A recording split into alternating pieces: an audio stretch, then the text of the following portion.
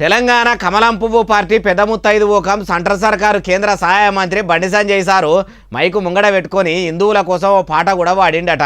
Sir mic బట్టి మాట్లాడుతుంటేనే 4 మాటలకు 2 మాటలు అర్థమవుతాయి, 2 అర్థం కావు.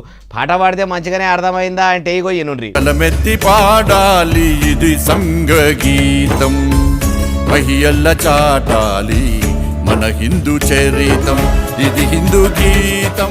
వరేవా ఏమన్నా పాట పాడుతున్నాడా? కేంద్ర సహాయ మంత్రి బండి సంజయ్ సారు భక్తి శ్రద్ధలతోని హిందూ ధర్మం మీద వాడుతున్న ఈ పాటను గిట్లా ప్రధాని మోడీ సార్ గిట్లా ఇన్నడంటే కమలం పువ్వు పార్టీ తతిమ పాటలు మొత్తము బండి సార్తోనే వాడిపిస్తారు కావచ్చు. ఇదే పాటను గిట్లా ఇళయరాజ సారు ఇన్నా, దేవిశ్రీ ప్రసాద్ సార్ ఇన్నా, తమన్ సార్ ఇన్నా, అనిరుద్ధ్ సార్ ఇన్నా, కీరవాణి సార్ ఇన్నా, ఇట్లా సినిమాలకు మ్యూజిక్ ను కొట్టి ఎవ్వరు ఇన్నా ఇడిచిపెట్టకుండా తీసుకుపోయి వాళ్ళ వచ్చే సినిమాల బాణీలు సమకూర్చి సారు స్వరం వినిపిస్తారు కావచ్చు.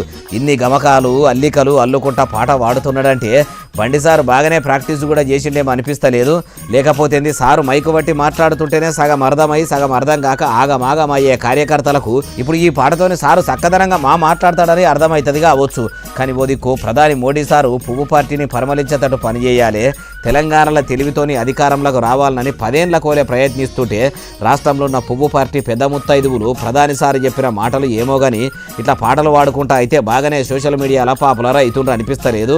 అయ్యా బండి సారు, మీరు కేంద్ర సహాయ మంత్రి అయ్యిండ్రు కాబట్టి ఇదంతో తెలంగాణను చక్కదనం చేస్తారు, ఎలుము చేస్తారు అనుకుంటే అవన్నీ పక్కకు పెట్టి ఇప్పుడు ఇట్లా మైకు ముంగడికి వచ్చి పాటలు వాడుకుంటా మీ లలిత కళలు చూపిస్తుర్రు. పాటల మీద పెట్టినట్టే ప్రజల మీద కూడా మనసు పెట్టి వాళ్ళ బాధలు బాపే పని ఈ శ్రీరామనవమి నుంచి అన్న పెట్టుకుంటే బాగుంటది అంటుర్రు. ఏముచ్చటిన్నోళ్ళు.